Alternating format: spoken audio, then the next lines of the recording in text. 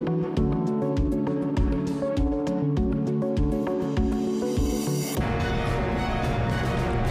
raises alarm over escalating Israeli violence in occupied West Bank. Hundreds of aid trucks flow into Gaza as population returns.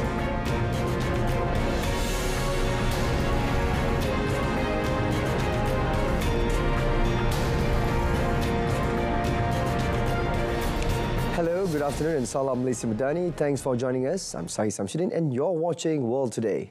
The United Nations UN has expressed concern over the use of violence by the Israeli military in its raids in the West Bank this week. A spokesperson for Office of High Commissioner for Human Rights, OHCHR, Tamin Al-Khitan, emphasized that the use of violence is a clear violation of international law. We are also concerned by repeated comments from some Israeli officials about plans to expand settlements further still and a fresh breach of international law. We recall again that the transfer by Israel of its own civilian population into territories it occupies also amounts to a war crime. The High Commissioner calls on Israeli authorities to cease all settlement expansion and instead evacuate all settlements as soon as possible, as required by international law. Khitan also called for all killings carried out under the pretext of law enforcement to be thoroughly and independently investigated, and those responsible for unlawful killings must be held to account. Meanwhile, the UN Office for the Coordination of Humanitarian Affairs, OCHA, said the Jenin Government Hospital in the West Bank is facing a dire situation amid the ongoing Israeli military operations. Deputy spokesman for UN Secretary-General Farhan Haq stated with disruptions to water and electricity and severely limited access due to damaged roads, patients, medical staff and others are trapped inside, unable to leave or receive essential supplies like food and medicine.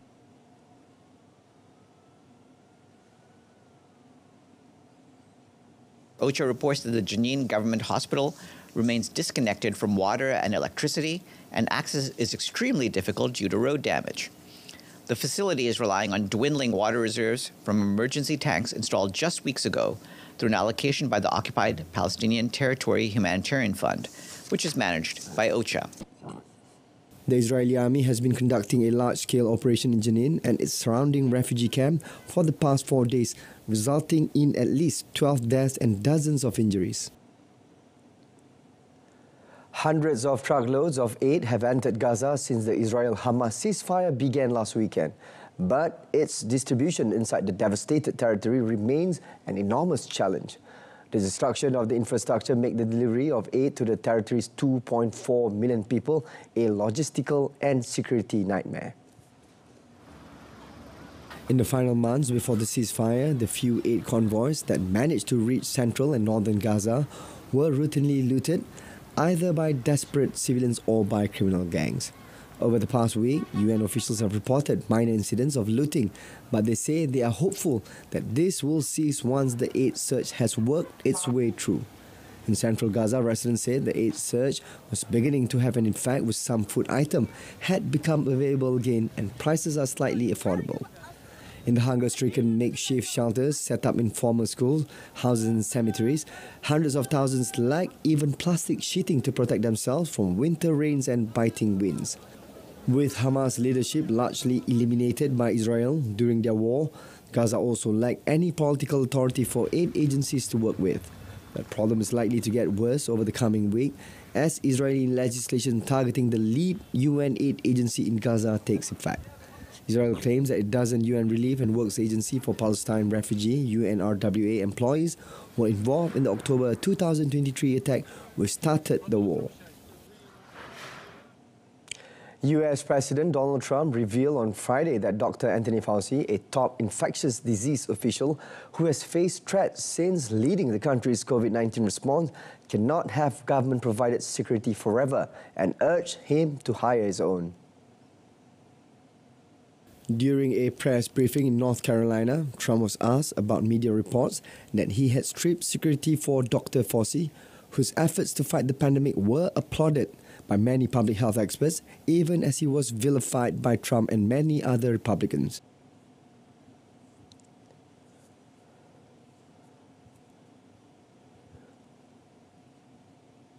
No. Or John Bolton? No. You know, they all made a lot of money. They can hire their own security, too. All the people you're talking about, they can go out. I can give them some good numbers of very good security people. They can hire their own security. They all made a lot of money. Fauci made a lot of money. They all did. So if they, felt that strongly, I think that certainly I would not take responsibility. Fauci was provided security by the National Institutes of Health, where he was a top official before retiring in 2022. Trump, who took office on Monday, has terminated security for a number of other officials from his first term in office, including some of who have faced specific security threats. On Tuesday, Trump said he ended security for his former National Security Advisor, John Bolton. He also yanked protection for his former top diplomat, Mike Pompeo, and former Iran envoy, Baron Hook. Trump also visited disaster zones in North Carolina and California on Friday. Trump said he would sign an order that could scrap the Federal Disaster Agency. Speaking in North Carolina, Trump said the Federal Emergency Management Agency, FEMA, had really let the people down. I'll also be signing an executive order to begin the process of fundamentally reforming and overhauling FEMA, or maybe getting rid of FEMA. I think, frankly, FEMA is not good. I think when you have a problem like this, I think you want to go and, whether it's a Democrat or Republican governor, you want to use your state to fix it and not waste time calling FEMA, and then FEMA gets... This move is seen as part of his efforts to exert presidential power over the levers of government and to decide which states get more money from Washington. The Republican also threatened to withhold funding for Democratic-led California to deal with devastating wildfires if it does not follow his orders. Trump met victims of the devastating floods, getting them to recount what they said were failings by federal agencies and insurance companies. Storm Irwin battered Ireland and Scotland with unreal high winds on Friday, forcing many people to stay indoors as a red weather warning was put in place for southwestern and central areas of the two countries. According to weather experts, Irwin struck the west coast of Ireland on Friday with wind speeds of 183 km per hour, surpassing the record of 182 km per hour set in 1945. The storm caused 715,000 homes and businesses in Ireland and over 93,000 homes in Northern Ireland to lose electricity supply. Meanwhile, more than 220 flights at Dublin Airport were cancelled. In Scotland, hundreds of schools were closed and ScotRail train services were temporarily suspended. Train services to Northern England were also cancelled. A red level warning was issued for residents in Western and Central Scotland, effective from 10 a.m. to 5 p.m. local time. Authorities had previously issued high-level warnings in Ireland and Scotland, with schools instructed to close while train, flight and ferry services cancelled.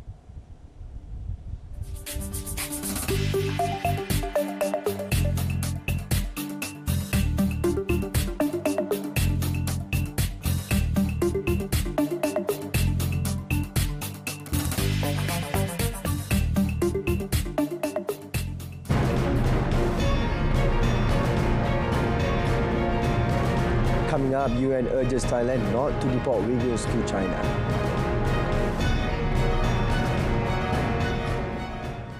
Abang, tolong belikan makanan sekejap. Jangan risau, zaman sekarang senang dah. Beli online je. Abang, tolong belikan sayur. Online je. Bang, tolong pergi PBT, bayarkan cukai tak seran boleh? Bayar cukai taksiran? Halo? Apa? Kali mati saya pagi tadi saya mari sendiri, lepas tu saya kena kompon. Saya tak sempat pergi bayar untuk kompon dia naik pejabat. Tolonglah, Pak. Minta tolong bayarkan sewa premis saya. Saya tak ada masa nak pergi. Nanti wang saya ganti balik ke Kaumeng lah. Macam mana nak bayar ni? Notifikasi pun dah masuk. Jangan lewat dah ni. Kaunter bayaran pun dah nak tutup. Jangan risau. risau. Zaman sekarang semua benda dah senang. PBT sekarang dah ada dalam aplikasi telefon bimbit. Kalau nak muat turun aplikasi ni pun, hanya perlu pergi ke Play Store ataupun Apple Store. Lepas tu korang tag je PBT Pay. Sedang mendaki, sedang mengembara. Siang, malam, jangan risau. Dalam aplikasi PBT Pay ni, anda boleh membuat pembayaran, cukai taksiran, kompaun, sewaan permis dan bil pelbagai dalam sekelip mata melalui telefon bimbit sahaja. Senang je kan? PBT Pay, perkukuh pendigitalan PBT. Facebook parent Meta has begun testing ads on its newest social network Threads as the company continues to grow its alternative to Elon Musk's X. Launched in summer 2023, its debut came 8 months after Musk's acquisition of Twitter, now called X, when changes like paid subscription and reduced content moderation were driving away users and advertisers. The introduction of advertising on Threads was expected, given that Meta derived most of its revenue from ads across its free platforms. Instagram and Threads chief Adam Mosseri said his team would closely monitor feedback to ensure they feel like relevant and interesting Threads posts. The ad comes as Meta is facing heightened scrutiny after CEO Mark Zuckerberg ended the company's US fast-checking program, a key tool in fighting online misinformation. The decision was widely seen as an attempt to appease President Donald Trump, whose conservative support base has long complained that third-party fact-checking on tech platforms was a way to curtail free speech and censor right-wing content.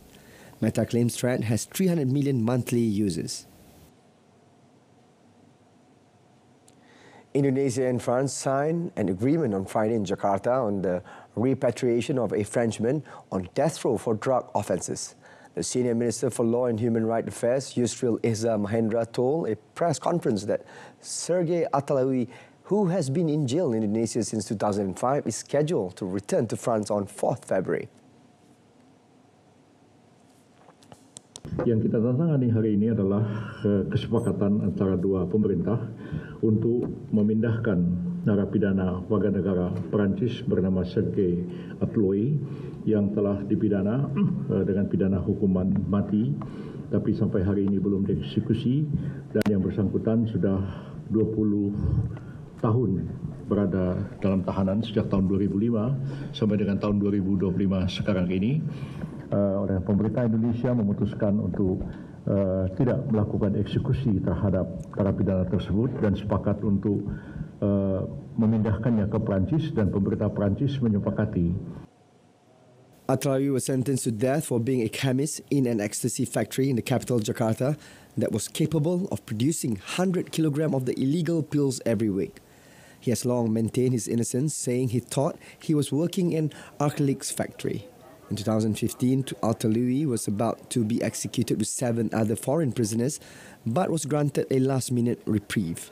Indonesian court then rejected his appeal against the death sentence, leaving him with no other legal options. France has agreed to several terms proposed by Indonesia, Yusril previously said, including respecting the Indonesian court ruling over Atalawi. The UN is urging Thailand not to send dozens of detained Uyghurs to any country where they risk significant harm after reported plans to deport them to China. Rights groups have warned that Bangkok is preparing to deport imminently a group of 48 members of China, mostly Muslim Uyghur minority, who are being held in immigration centres around Thailand. The group said they fled China more than a decade ago and live in constant fear of being sent back. Thai authorities have repeatedly denied such a plan.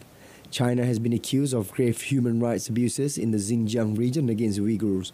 Earlier this week, a group of independent UN rights experts urged authorities to immediately halt the possible transfer. It warns Uyghurs face real risk of torture or other cruel, inhumane or degrading treatment or punishment in China. A report released by the UN Rights Office in 2022 detailed violations including torture and forced labour and large-scale arbitrary detention in what China calls vocational training centres. Beijing denies allegations of abuse and insists its actions in Xinjiang have helped to combat extremism.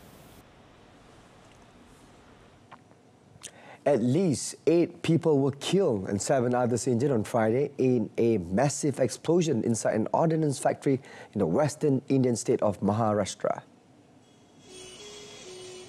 Local officials said the blast took place around 10:30 a.m. local time at the factory in Bandara district, about 830 kilometers east of Mumbai, the capital city of Maharashtra. Firefighters immediately rushed to the scene to contain the situation. According to authorities, the explosion caused the roof of the factory to collapse and trap the workers. Authorities have also brought in an excavator to remove the debris and look for the trapped ones. The injured were removed to the hospital in ambulances. Reports said the sound of the blast was heard in a 5-kilometer radius.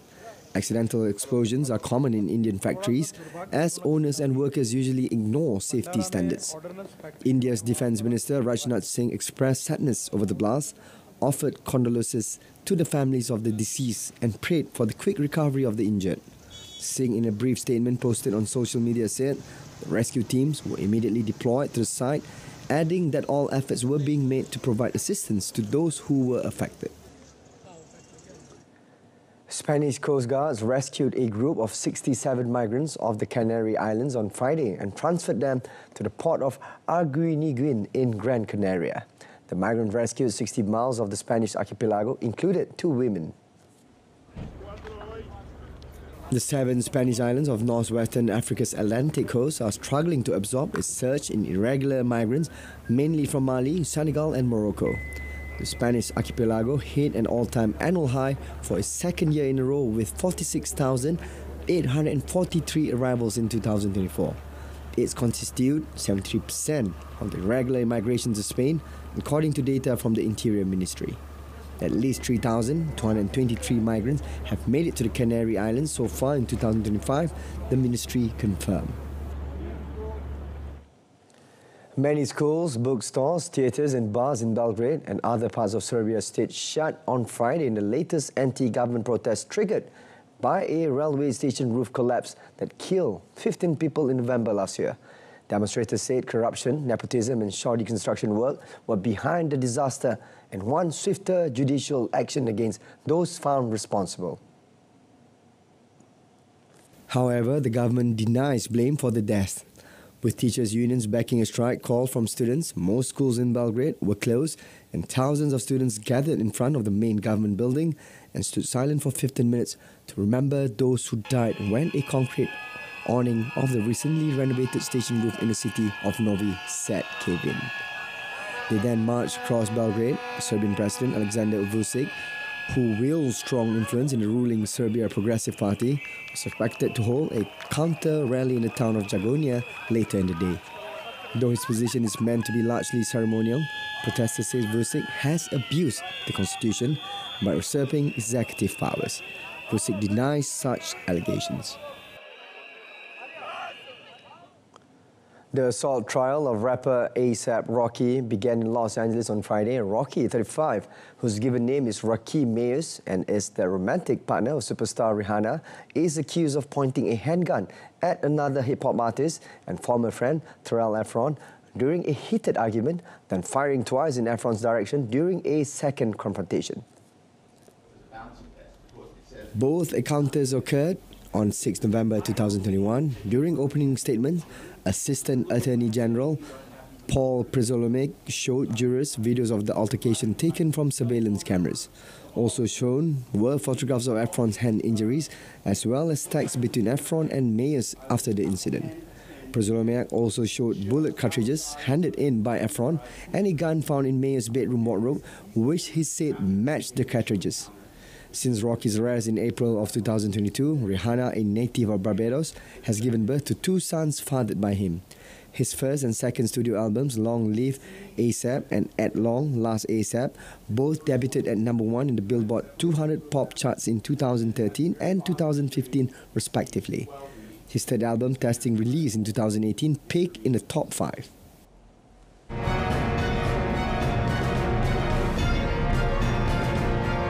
Coming up, Djokovic exits Australian Open to boost as Zverev sets up semi-final.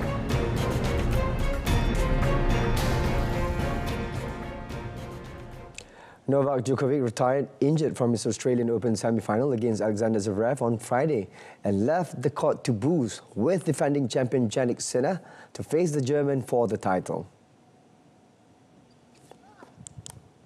Djokovic's long wait for a record 25th major title will go on a year after he exited Melbourne Park with a semi-final loss to Sinner. There were doubts about his fitness ahead of the match and he came out at Rod Laver Arena with his left thigh strapped.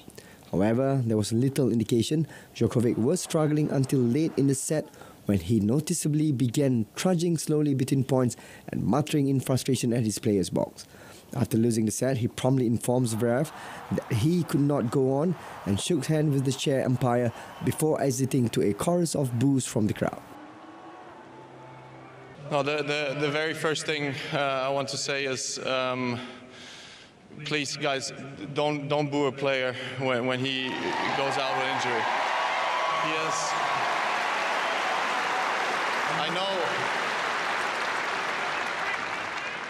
I know that everybody paid for tickets and everybody wants to see hopefully a great 5-set match and everything, but you got to understand Novak Djokovic is somebody that has given this sport for the past 20 years absolutely everything of his life.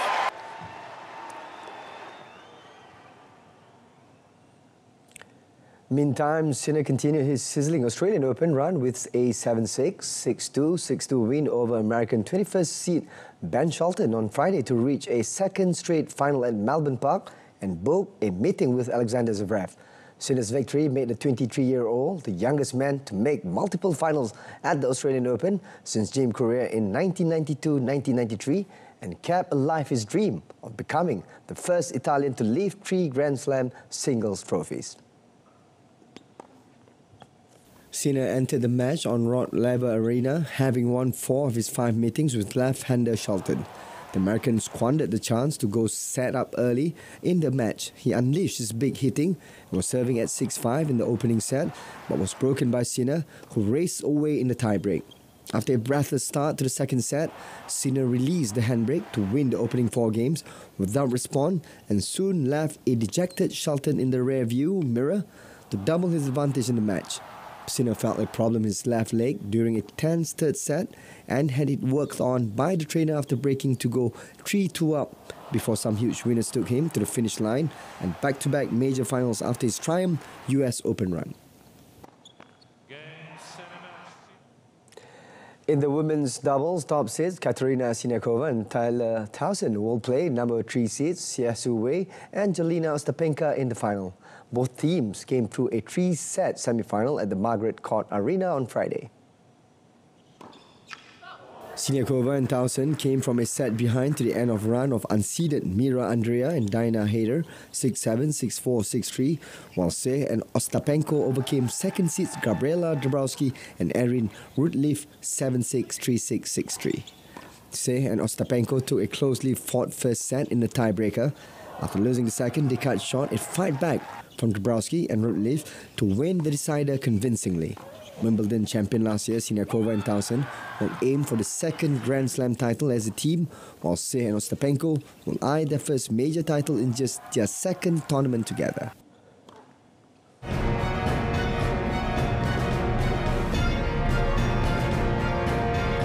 Up next, London glows again as magical Winter Lights trails return for 2025. A trail of 12 dazzling new artworks by artists from across the globe was set up in London's Canary Wharf Financial District for the annual Winter Lights Festival on Tuesday. The lights brought a glimmer of light and illumination to the grey and wintry cold British capital.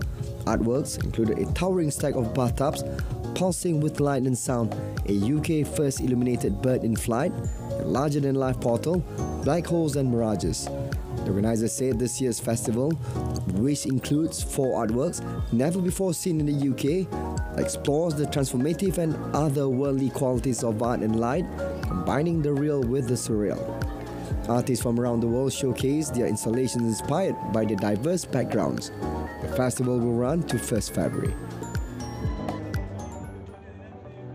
Paleontologists in Peru recently unveiled the 9-million-year-old fossil of a relative of the great white shark that once inhabited the waters of the southern Pacific Ocean where it liked to devour sardines.